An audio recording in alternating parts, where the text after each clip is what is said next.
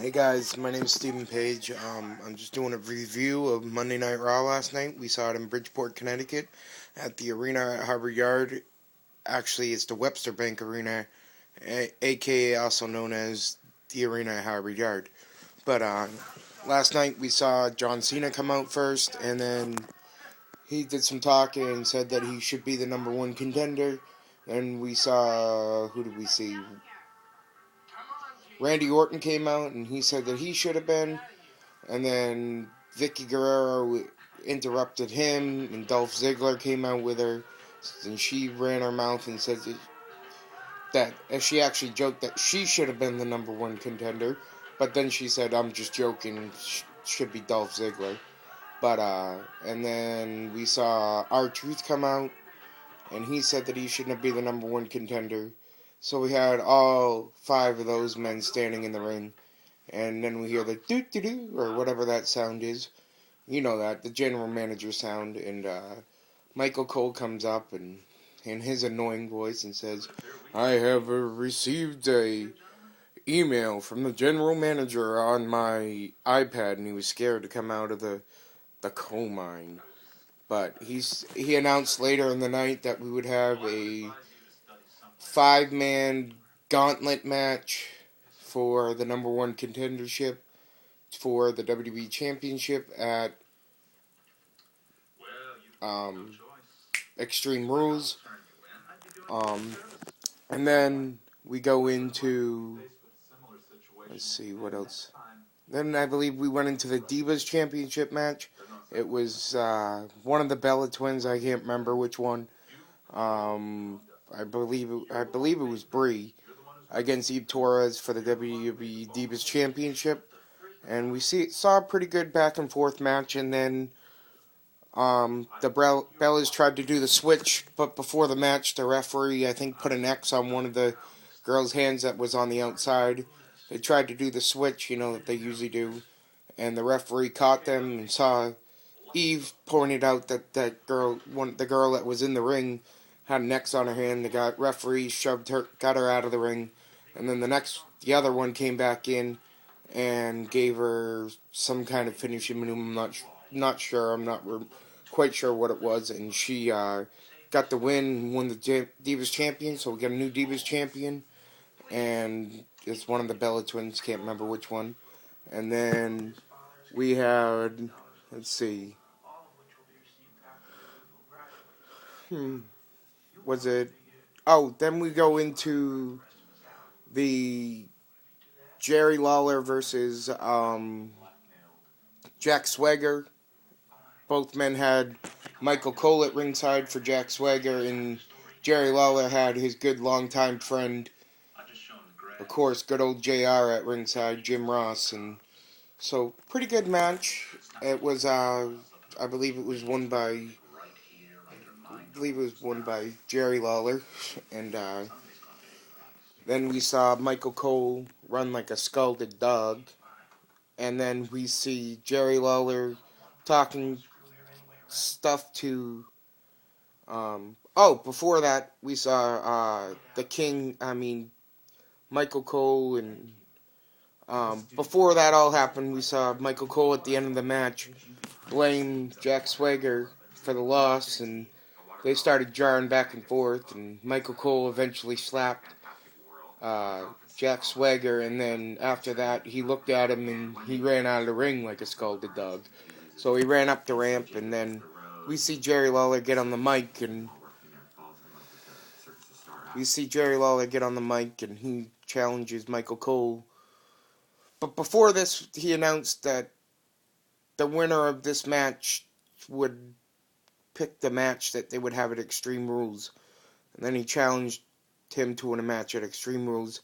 And, of course, the results of that are apparently now a tag team match between Jerry Lawler and good old JR. And, of course, now Jack Swagger and his a.k.a. former friend Michael Cole.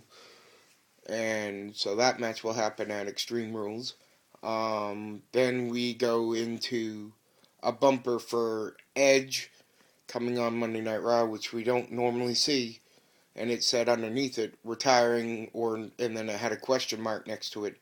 So then we see Edge come down, Edge, aka Adam Copeland, come down and give us a speech, and he eventually apparently has announced his retirement from the WB because of stenosis of the neck and deterioration of his neck and the bones around it, and apparently he's not getting the fluid in his neck to lubricate his spine, and this all stems from his broken neck in 2003 that he had repaired in 2003.